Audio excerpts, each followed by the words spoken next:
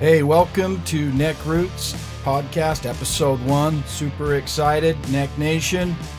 We're getting ready to plug into your power station. We got a juice-filled episode. This is going to be our introduction, and the episode is titled Dare to Be Different and Shed Your Shame. Something that's very, very important, but we're going to give you an introduction also to NECKROOTS, Neck Nation. I'm Kit James. Austin Davis. And we're happy to be here. So let's jump into it, Kit. I mean, we're sitting here doing a podcast, and I've known you for a really long time, brother.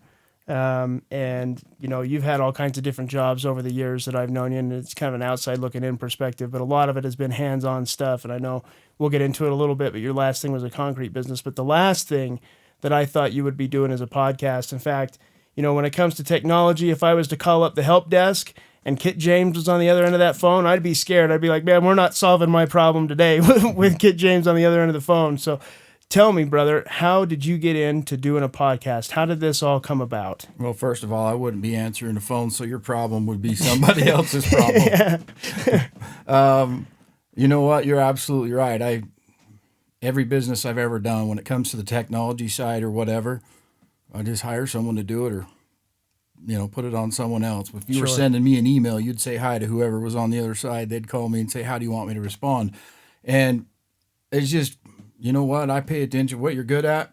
And I don't like to, you know me, I can't sit still. How many times has the NECKROOTS studio been remodeled just so I will sit still? It's been remodeled more times than we can count, brother. Right. So the only thing this chair don't have, Neck Nation, is a seat belt, and I know it's coming. It's probably going to be a shoulder harness. But anyways, so as you mentioned, we sold our last business.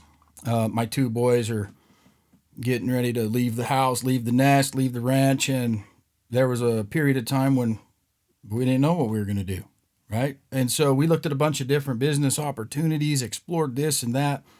Through that exploration, I remembered one thing. The one thing I am, Austin, and you know this, is I'm neck. Yeah, sure. Right? I was born in a small town, raised in a small town, tractor driving, hay hauling, getting dirty, getting gritty, sweaty, and getting the job done. Yeah.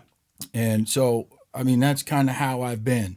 But in the process of chasing that success, whatever it is for you, I didn't know. I was just running, right? I'm just ambitious and getting after it and going. I was fifth gear, wide open and pinned. So there was a point in my life where I lost myself. I lost my roots, right? And obviously everyone knows the term redneck, and my kids would call me an overdressed redneck, you know, here and there, and we'd have fun with it and play around. And then it evolved into neck. Dad, that's neck. You know. Yeah. We're in Hawaii. I'm in shorts. I'm in boots. Shorts and boots. Yeah, and some dude stopped me, goes, what's the deal? I'm like, hey, I can motor right across this sand and no sand gets in my boots. I said, this is efficient. What a great idea. Right? When you're cutting the grass and you got the weed eater out and you're weed eating, you get grass clippings in your little flipper floppers and your tennis shoes and your Keds, right? Your penny loafers. Not in your boots. Oh, nope. It's efficient. Your tan line sucks, but guess what? It's efficient. It's efficient. Right? It works. Good deal. So anyways, my kids do the same thing, as you know. Yeah. We go anywhere. We're at Yellowstone and tourists are taking pictures of them because they thought they're rodeo clowns, and I'm like, just smile big, forget about it, embrace it. Yeah. Anyway, so that's really where Dare to Be Different comes in. Is I'm different, so different that this is uncharacteristic for me to do, but it's something that as I've been going through life struggles and as I lost myself, right, I lost the life in living, and when you're head down, tail up, getting after it, sometimes you need to pull your head up and look around and say, hey man, is this the destination? Is this the journey? Is this the road that I want to be on? Or is this just the one that I think I should be on? Because I'm going so fast. So my wife, it really hit me when my wife was explaining to my son, hey, when I met your dad, he was neck. And when we got married, he was neck. He stood in that line and he has boots on with his tux. And he's been neck. And then there was a period of time when he lost himself. And then when I thought I was, you know, doing a construction business to help the kids learn how to work, I thought I was doing it for them. Truth is, brother, I was doing it for me, for my wife, for everybody, because it helped me remember who I am. Get in, get dirty, get the job done, and be proud of it. Even if it's a job that seems minor or not that important, you can be proud of it and you can embrace it. And I really thought I was doing it for the kids. And did it help the kids? Oh, big time, dude. You've got amazing boys. Thank Amazing you. boys. You know, and they are hard workers. They are, dude. My boys are wrestlers, hunting. I mean, Fishing, hard working. they're back in the boat at 13. They're driving the boat at 13. And I mean, I shouldn't say that out loud because you can't do that. But I'm pretty sure they were right around there. Yeah. Right. But they know how to do a lot of things, and they're hard workers, and I'm proud of them. So did it accomplish that goal? Yeah, it did. And so I'm real passionate about, if there's something important in this life, what's important to you, Neck Nation? What's important to us, Austin, is I don't care if it's your relationship, your work, school, service, whatever it is, if it's important, it requires one common denominator, and that's hard work. Yeah. Right? If you don't know how to do that, you're in trouble. Yep. I don't care if you can do the smarty pants dance and you got straight A's, dude. If you don't know how to apply that and work hard, forget about it. It's the execution that counts, brother. Absolutely. Yeah. So I'm proud of my boys for, they get up 3 a.m. and they'll be there. They're dependable and they work hard. Yeah. It accomplished that, but I embodied and remembered who I was again. And you know what? The next venture is this venture. And the reason is, the next venture that I wanted to go do, when I see a picture in my mind, I want to be able to wear my boots and shorts and drive my big flatbed, the old night train, the honey badger. I want to be able to drag it around and keep going to the farm, keep doing what we're doing, and stay true to who we are. Yeah. And so that was kind of my personal goal. And through life storms, I'm looking at, where is there a place to plug in and get inspiration? And so that's how NECKROOTS evolved. And I'm so grateful for you, brother, because you're a hard worker and you know how to go fast. And guess what else? What's that? You know how to work the Google box. And, Yeah, we can work the and Google these box. things and all this stuff. Yeah. So We can turn it on. I appreciate it, brother. that's not the only reason you're here. You're in it to win it because of who you are. And I appreciate it, man. Thanks, kid. I appreciate that. Yeah. So anyways, that's how NECKROOTS came about. Gotcha. Yeah, and I think, at least for me, my involvement in this is, Kit, just in passing. One day we were at a family gathering, and you just mentioned a few things to me for a couple minutes, right? And just asked me for my thoughts.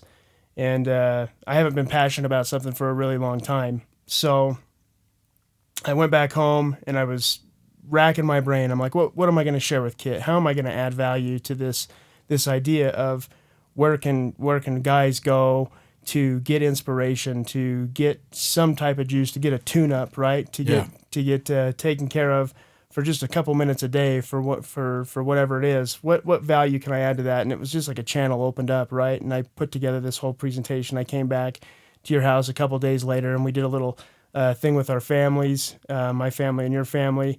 And then we sat down for an hour based on a couple minute conversation you and I had, and we talked about neck and all these ideas that had come to my mind. And it was just, what an awesome opportunity here for us to be here. I'm super excited for the opportunity to do this with you, Kit, and to be able to reach other people and hopefully bring a little hope and inspiration into their lives. Yeah. So that's what NECKROOTS is all about for me. And you know what, Austin, you're absolutely right. I know your story and you know mine. Yeah. We've been in those dark places. Yeah. We've been down those bumpy roads. And we've looked up at the mountain that we were expected to climb to get back out of that place we were in. Yep. And we're like, man, I don't have the energy, right? Some days you feel that way. But guess 100%. what? I'm telling you right now, it's our experience. That's I mean, we've been there. We've been there, we've done it, and we've seen the monster, and we've seen the end of the movie.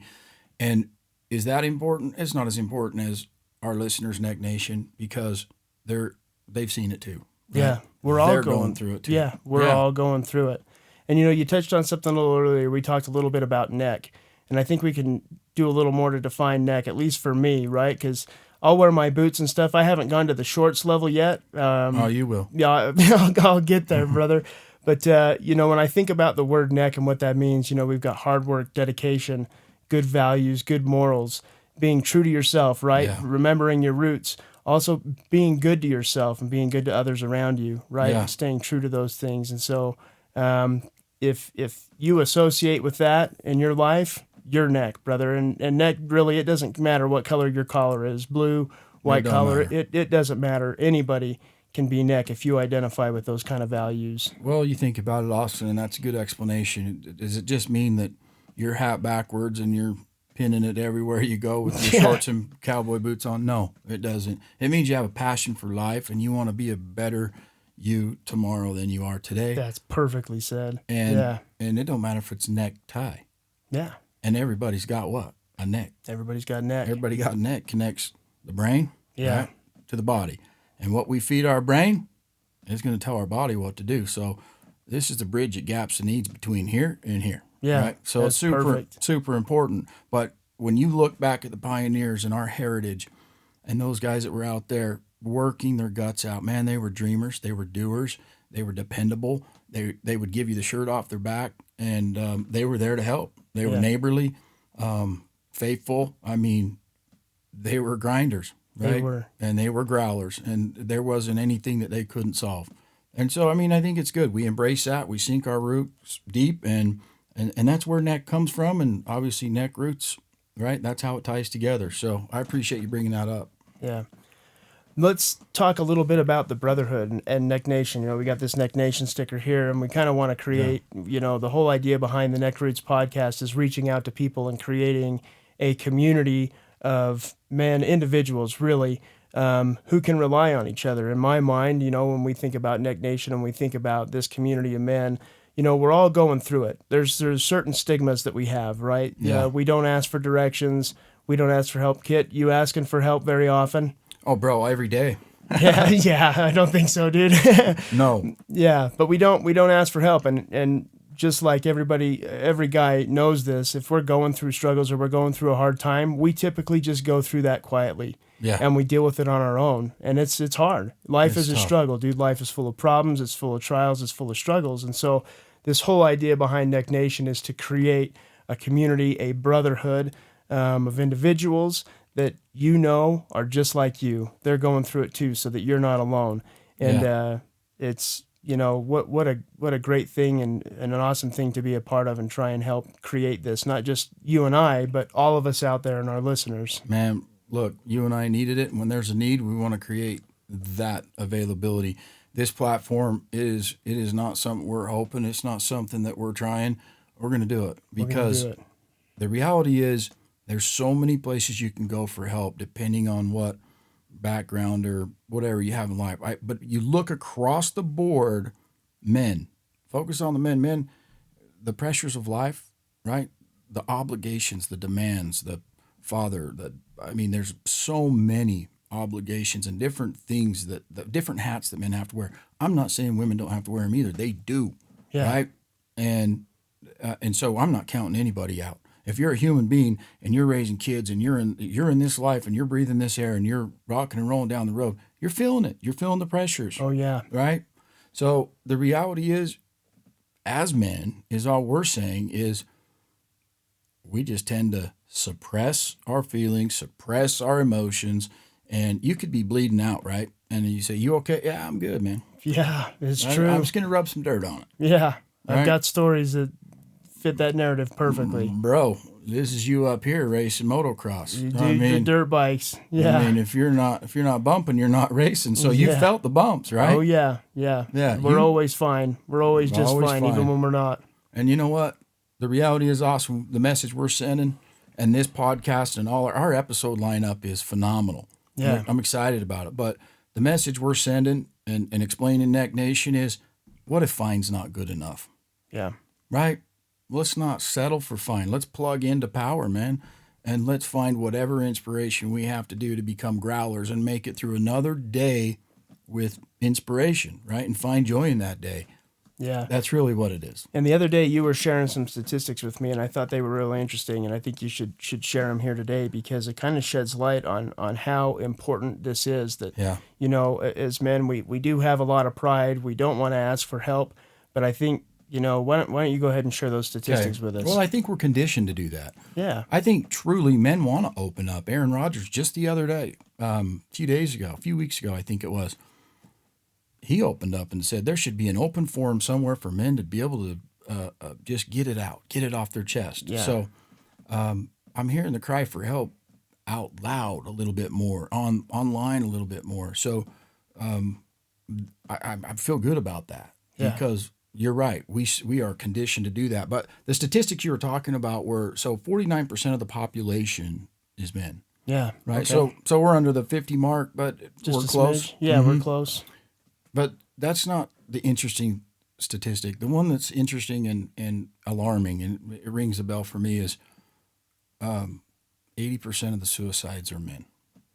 That's crazy. There's a lot of power in that number. And I'm telling you right now, men are, they see the helpline come across TV, they'll be like, I'll be all right.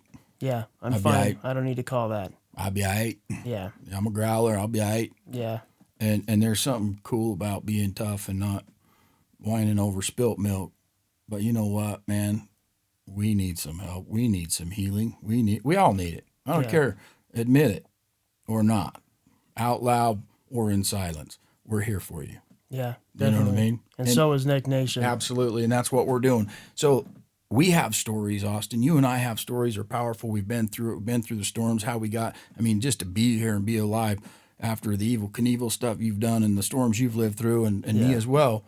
Not only are we grateful to be here, but we want to bring that hope and that light to everybody else that's going through the same thing as we are and put that platform out there, because the reality is if we all put all hands on deck and help each other, it makes it an easier process, right? Yeah. Recovery or rebuild or rehab or whatever it is, to rebuild you in a confident and to become who you want to become.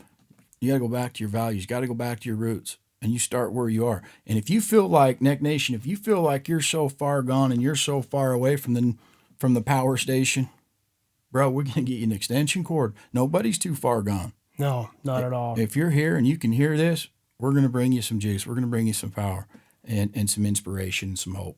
Awesome. There was a story that I'm reminded of, Kit, and you told me this story a little while ago about a wounded dog, right? Yep. So Jack Christensen told me this story about his hunting dogs, and he loves hunting dogs. And it actually goes along with what we're talking about here. And here at the NECKROOTS Ranch, we got hunting Got a couple dogs. of pups, we got some dogs. We got hunting dogs, so we like hunting dogs. And so this story really resonated with me, and it brought it home. And Jack, he loves hunting dogs. And so he's raising these hunting dogs, and he has this hunting dog. And you go through a few dogs, but when you get that dog that is just born to hunt, that's his mission in life. That's what he does. He is born to please his master and hunt. He was so excited about this dog. And so I remember he tells his son-in-law about this dog. He says, man, this dog is so good. He goes, this dog is better than any dog I've ever had. I come home from work, that dog is just sitting there waiting for me. He's so excited. He'll do whatever I tell him. I've had him out on the field, and I've had him on the birds. He's got a soft mouth. He's every command I give him is spot on, right? He carries out his mission of what he was born to do and what he was become to do, right? Yeah. Flawlessly. He says, I can't wait till you see this dog hunt. So they plan a trip out to the fields, and they go to this hunting club. And all the way there, the son-in-law, he's kind of a clown, and he's, teasing his father-in-law, going, Jack, this dog ain't gonna hunt. Watch, he's probably gonna go out there and lay down and lick his paw and da-da-da. And so he's like, oh, you're in for a surprise, son. You wait. I'm going to point, and that dog's going to motor out there and do exactly what he's commanded to do. And so they get out there in the fields. They get to the hunting club, and he goes, I'm going to go in, and I'm going to see what field we're on. And he let his dog jump out and run around and use the bathroom and da-da-da. Normally, he never lets his dog do that. You always got to keep him on a leash. But this dog's so good that he let him go. Right? Gotcha. So he's running around, and then he gets what field they're in, what birds they're on, and he comes back and he says, all right, get in the truck. The dog didn't want to jump in the truck. He goes, get in the truck. When he so much as started the sentence of get in the truck before, dog got in the truck. So he wasn't responding well, and so he, helped him into the truck, and then he drove out to their field, and he's like, okay, opens the kennel, get out of the truck.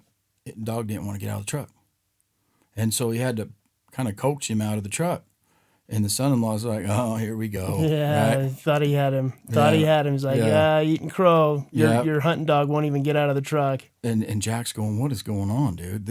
I've been out here several times training this dog, and this dog's spot on and stays right by him. He's a very obedient dog.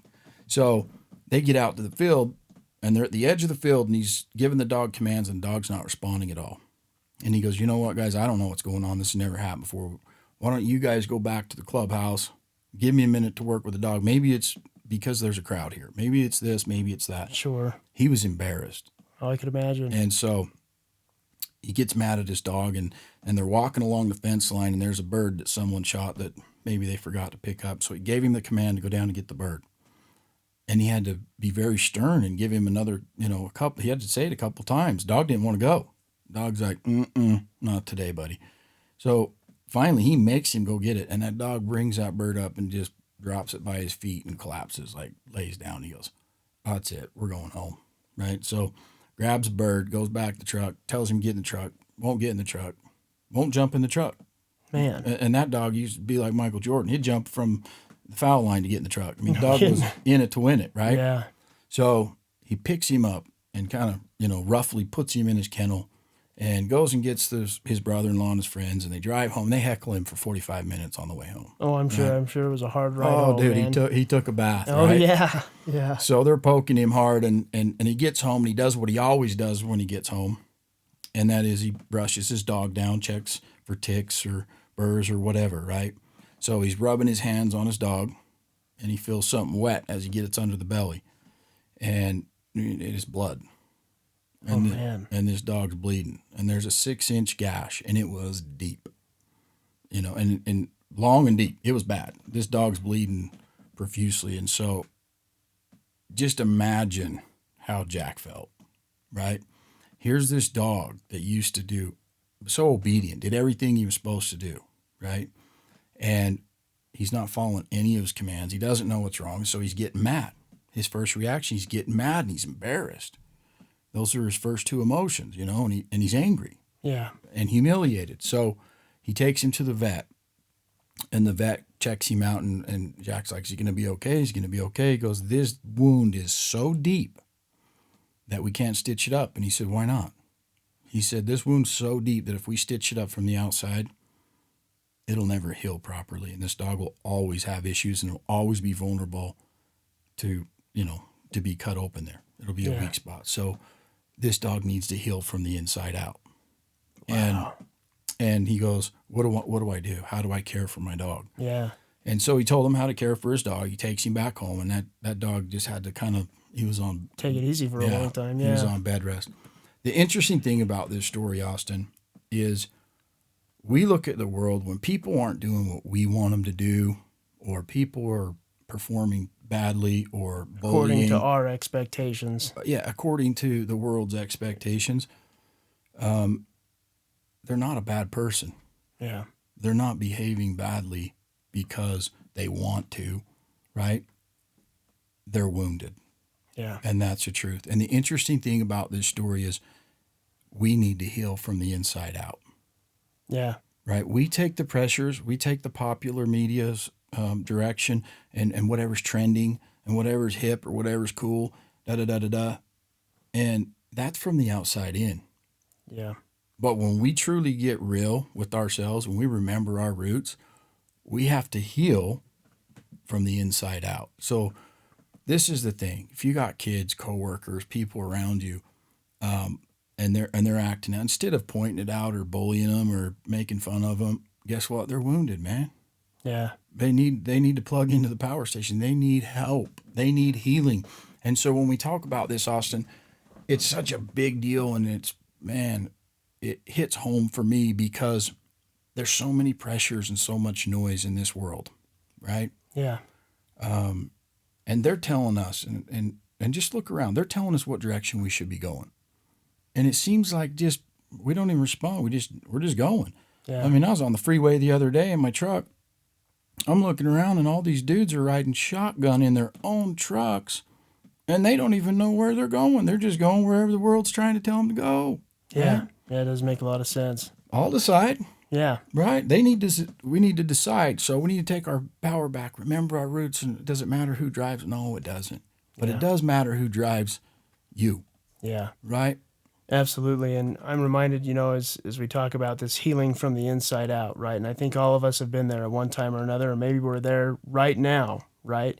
Is that the world is a hard place to be in and to heal yourself. The world teaches you to carry your grief around, to carry your shame around, right? And that was our first episode here is about being different, which we talked about a little bit, getting back to your roots and being true to yourself, but also shedding our shame, which the world will teach you to be ashamed of so many things, right? Yeah. I think of an example would be when you're a little kid and you walk around in your diaper and you don't even think there's no shame as a little kid walking around in your diaper, whatever. But as an adult, there's no way you're going to walk around and you're not going to walk around in a diaper as an adult, but you're not going to walk around in your underwear. And I think, it's not appropriate, but for the sake of the example here is that the world will teach you and will groom you to be ashamed of who you are and what you've done. And then the world will require you to carry that around and let that define yourself. And I think the most important thing that we can do is we're healing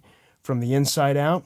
We've got to get rid of that shame. We've got to be able to forgive ourselves, and we've got to let those things go. And like you said earlier, right, become a better us tomorrow than we are today. And we do that a little bit at a time. Yeah. But that story really reminded me of the purpose of our episode today. Well, and I appreciate you bringing that up because I look at it like I always tell my kids, gosh, I lost this wrestling match and it was tough and I should have won that match or whatever. I tell them, man, you're putting rocks in your backpack, bro. Yeah. Those rocks don't belong there. I mean, if you're not taking them to the destination, they're not going to add value to wherever you're taking them. Get rid of them. Get rid of them. Right. And so I think we have regret. I think we have, all these shame and sorrow, all these failures. And man, failures are just good experiences. That's it. We just need to take those failures as learning lessons and experience and put those in our backpack. Because if we put those in our backpack, that way we're putting feathers back there. That's a feather in your cap. Yeah. Right? No kidding. The rocks are heavy. Yeah. So we have rocks from the world. We have pressures, obligations from the outside world that tell us what we need to be, and we can fight against that in our own minds. But the reality is we put more rocks in our backpacks than the world does. True. We got theirs and we got ours. Yeah. Frick, dude. Your legs got to be like He-Man. You know No what kidding. I mean? Yeah. So the world does put a lot of pressure on us, and the one thing that they're anxious to teach us or tell us what to do. And that's one thing with my boys is, you know what? If you're not teaching your kids or teaching by example those around you, right, that matter most, the world's anxious to teach them. No kidding. Chomping at the bit. Yeah. But the world's also anxious to teach us, so we need to decide which direction we're going. So I used to always tell the kids, hey, when you're following the masses, the M is silent, so be careful. Yeah. Right? Yeah. Don't follow, lead, man. Lead. Right? Be you. Yeah. So, and then as we talk about Neck Nation and this story about being wounded, I don't care where you're at in your life. Everybody's at a different spot. We can judge, we can point, we can try to figure out, we can label. I think everybody was born with a labeler. We'll label that guy Neck or that guy this or that guy that. But let's label ourselves, man. Yeah. That labeler only goes one way, right? Yeah. Well, Austin, he's evil Knievel, he's crazy. You know what I mean? Yeah. We get labeled, and my kids, as they were growing up, they'd feel bad. Oh, so-and-so labeled me this or said this or whatever that made me feel bad. And I said, that's so good. They said, why? I said, man, if they ain't talking, they ain't going fast enough. Yeah. No matter what, they're going to talk. So let's give them a show. Yeah. Right? Everyone's going to talk. So that means you're on the right track. We're on the right track. We need to forget about all that noise, man, and pay attention to the within. Because if we're going to heal within, but we're also going to build within, right? And so I think that's what we want to do. That's the power we're going to deliver. Give some suggestions, some ideas, some inspiration, some hope to help heal from the inside out. I love it. Right? Hey, we need it. Yeah. We're not talking to Neck Nation. We're part of Neck Nation. We are Neck Nation. Yeah. Right? So, and no matter where you're at, and I mean, if you've gone through these storms and this and that, you count yourself lucky, number one. But keep growing, keep building, because the things that we've been through, Austin, and you know this from experience, you're in a dark space, and you think, man, how am I even worth going from here to there? Yeah. The reality is, those people that have more bumps and more bruises and more sorrows that they've traveled through and journeyed through, they are the ones that can get eye level and emotionally connect, and they will be the key that unlocks someone else's prison, right? Yeah. And I've realized if you just treat everybody you meet on the street like they are in the darkest place of their whole life, like they are in despair, even though they go, I'm all right. Yeah. If you treat them like they're in the darkest place, the darkest side of the moon or whatever, Yeah. 90% of the time you're right. Yeah. Isn't that sad? Isn't that it? Yeah. That is. That's terrible. Yeah. So we need to get out and spread some hope. Spread some hope and get some inspiration. Yeah, absolutely. I think it's powerful. And that's why we invite everybody, man, every walk of life, all hands on deck. You ever seen, that Pay It Forward show, and one person can make a difference, and one person, you think about it, are they worth it? Yeah, they're worth it. Can you help? Yeah, you can help. Everybody has. I mean, you can get in where you fit in. It don't matter where it is. There's a need for it. Yeah. Let's help. Let's do it. Because you're not truly successful unless you're helping someone else become successful. You know what? I love that. There's as we talk about healing and we talk about helping other people become successful to find our own success, you also find your own healing, right? Yeah. For whatever reason, if you've got problems, issues, or whatever it is that you're going through, if all you're focusing on is your problems and your issues, they don't seem to go away. Yeah. But if you can help other people solve their problems and your issues, for whatever reason, and this has been my experience, I'm sure it's been your experience as well, that your problems and your issues they end up taking care of themselves. As you help other people take care of theirs. So let's do this, Neck Nation. Let's help each other, right? Yeah. Let's create hope and inspiration for all those around us. There's power in it. There's power in helping people. Yeah. Sometimes when you go to do service, guess what? You get more out of it than the person you're serving. Yeah. Yep. So, I believe that. And if we realize that, I mean, that's obviously not the reason you want to do it, but it's a double-sided contract, even though you don't think it is. Yeah. So the reality is, guys, is we are bleeding on people that didn't even cut us. We need healing. Yeah. Right? Like it or not, I'm going to say it.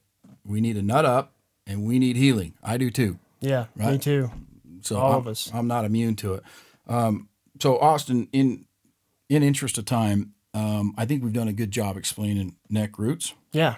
Neck Nation, where we're going. Man, I got a poem that I would like to read. This is raw. We get in here and we just talk and we have conversation. There's no script. We're just ripping and running, and where it goes, it goes. Yeah. But I don't want to read anything, but this is something that goes along with it. I think it's powerful, and I'd like to read it. Okay, let's hear it. But I'm getting old, bro, so I got to put my cheaters on. Put your cheater readers on. There you go. I want you to listen to the words here. So, Neck Nation, it applies to everybody. No matter where you're at, it applies to you, right? And there you go. And it's powerful. So, and it's called The Oak Tree. A mighty wind blew night and day. It stole the oak tree's leaves away, then snapped its boughs and pulled its bark until the oak was tired and sark. But still the oak tree held its ground, while other trees fell all around. The weary wind gave up and spoke, "How can you still be standing, oak?" The oak tree said, "I know that you can break each branch of mine in two, and carry every leaf away, shake my limbs and make me sway. But I have roots stretched in the earth, growing stronger since my birth. You'll never touch them, for you see, they are the deepest part of me. Until today, I wasn't sure of just how much I could endure. But now I've found, with thanks to you, I'm stronger than I ever knew." So, I mean, it's all about roots. Yeah. Right? And the interesting thing is, what sticks out to me, Austin, is what we just talked about. The wind is the world. It is. Yeah. Right? And the world is going to put pressure on us. The world is going to try and manipulate us. It's going to try and tell us how to think and how to act, right? Yep. And we're going to need those roots Sink to them keep deep. us grounded. Sink them deep. And the oak tree right here, you know what he said? Thanks. Try again. I'll decide. Right? Yeah. And because I've been through it, Austin, I wear this is the oak tree. right? These are my That's roots. right, yeah. I keep them close to my heart just to remember and vow to never forget. I'm going to be who I am, whether the world likes it, loves it, leaves it, shoves it. I don't care. There Right? you go. Awesome. So- What a great message for Neck Nation. So, Neck Nation, if you like this message, if you love being plugged into the Neck Nation Power Station, like this video and subscribe to the podcast. The more you like it and the more subscribers we have, the more people we can reach and the more people we can help sink their roots deep, right? Sink your roots deep, Neck Nation. But for now, bless up. Bless up, Neck Nation. We're out. Let's go.